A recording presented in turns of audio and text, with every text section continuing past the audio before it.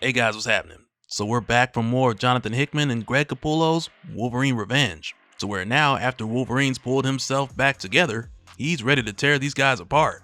So with that said, if you're enjoying these videos, be sure to drop a like, subscribe if you're new to the channel, and don't forget to hit that bell up top to get all notifications.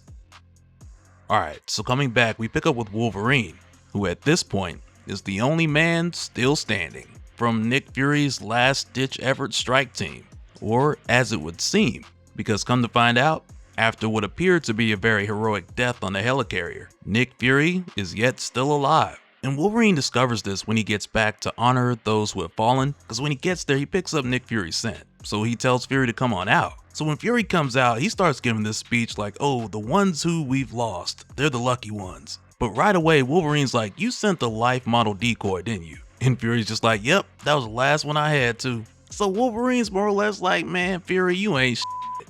But at the same time, he knows Fury, so he's just like, why am I not surprised? And knowing Fury, he's probably lying and he got one more tucked away somewhere.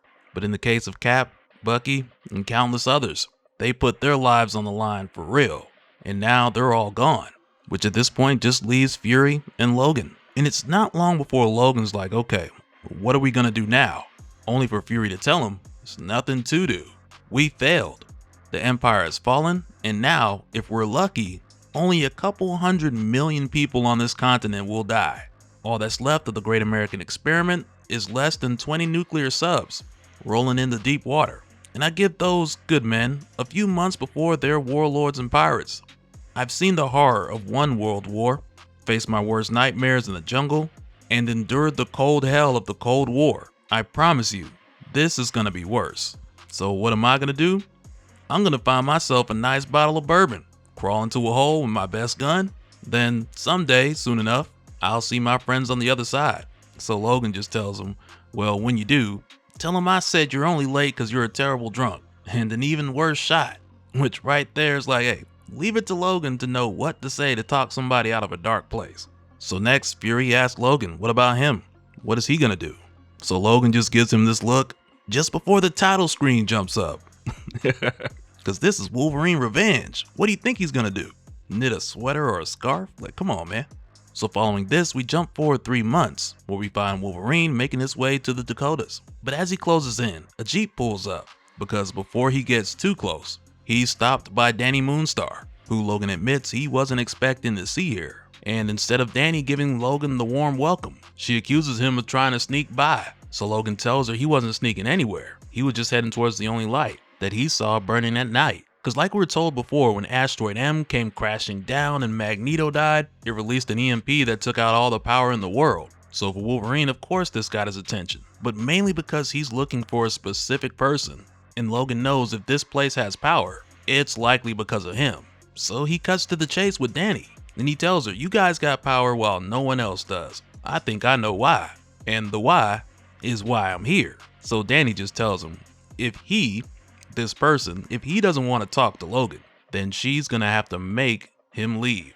And as soon as she says that, a bunch of demon bears show up. And demon bears, they've been around in Marvel Comics for the longest, going all the way back to New Mutants Volume 1, where back then it was really just one demon bear, but over the years we would see a number of others pop up in issues of X-Force and Spider-Man, but originally it all goes back to Danny Moonstar. And really all you need to know in relation to this story is that they feed off of fear and negative emotions, they can teleport, they're insanely strong, they can maim you physically or just completely bypass your body and strike through to your soul. And in any instance I can think of, they're always connected to the Badlands. But the whole idea of how they're created, it's always been kind of weird to me, because sometimes two people will be merged into one, or they'll just take them as prisoners. But in this case, it would seem like Danny Moonstar either has control, or these demon bears just listen to her. So she tries to use them to threaten Logan, but he just tells her that he knows demon bears love fear, and they can smell it from a world away, but that ain't his scent. And he's not leaving until he gets to talk to the guy who he came here to see, who as it turns out is sitting in the Jeep right now.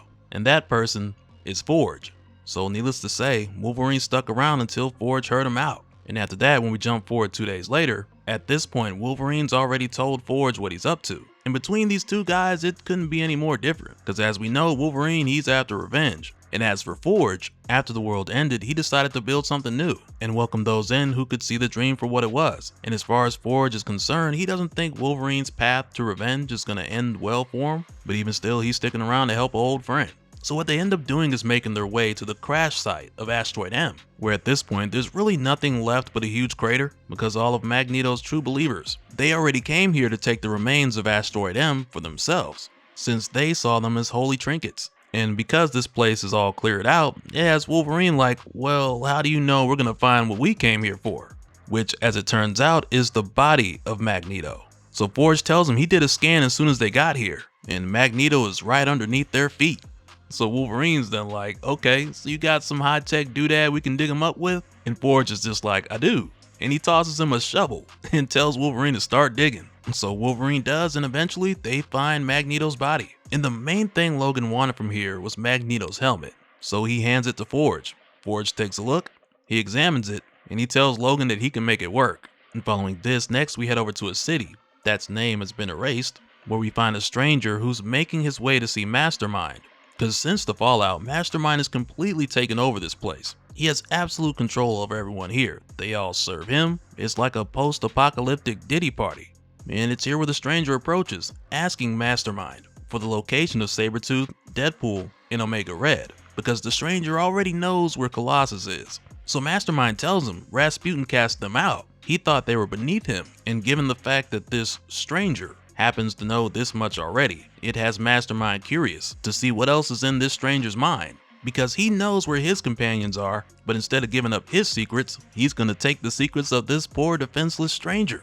But when Mastermind tries to go into this guy's head, he tosses, he turns, he grunts, only to then pull back his hood and reveal that he's Wolverine.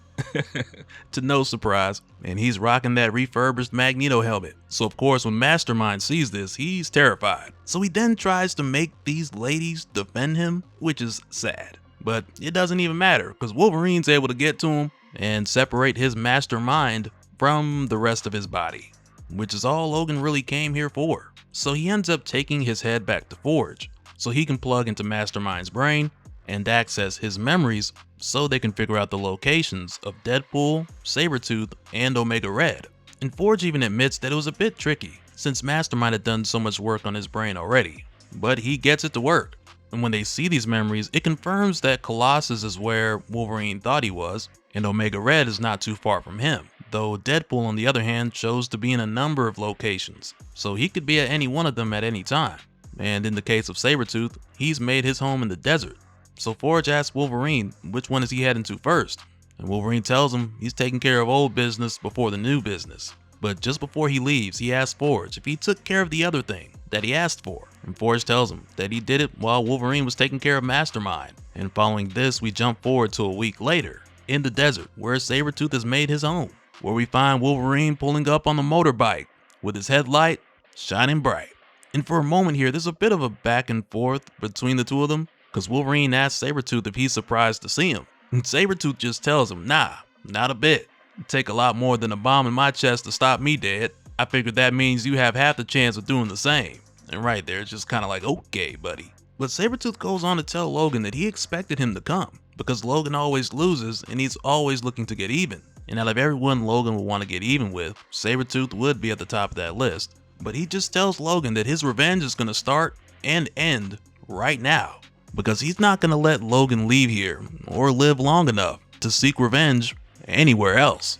So of course these two get into it and it is a mess. And Creed even tells Logan that he's taking his time with this. He wants to savor the experience, and he's coming with the trash talk too, saying things to Wolverine like I own you, always have, always will, and saying things like everything you ever thought was yours was always mine, and how when he's done here he's gonna take Wolverine's bike. But Wolverine just tells him, it ain't my bike. I borrowed it from a friend, and I just can't forgive myself when I don't return favors. So next, Wolverine catches him in the gut with his claws, but this time, something's wrong, because Sabertooth is not healing, because Wolverine's friend built a neutralizer into the bike's headlamp. So now, Sabertooth's mutant powers are gone, while Wolverine on the other hand, is healing just fine. So he tells Creed it's been a long time coming, but you're done, and maybe now I'll do to you what you did to me for so very long. Tear you apart, little by little, come back next year, and the year after, and the year after that, and cut another piece off of you. Or we could just go the other way and I could end you right now. So Sabertooth, he's more or less like, I don't need my healing factor, I got this. Just before the two of these guys go back at it, and Sabertooth continues to bleed out. But yeah, these guys are in trouble, cause now Wolverine, he's pretty much turned into Batman. He's had months of prep time, he's got his own version of Lucius Fox, he's ready to get down. And so now real quick, I want to give a special shout out to all the patrons. Thank you guys for all of your support. And for anyone who's new here, who wants more information on how to support the channel, I got a link below where you can go to patreon.com/DopeSpill. But that'll do it for this one, guys. Let me know your thoughts down in the comments below, and we'll do it again on the next one. Alright, later.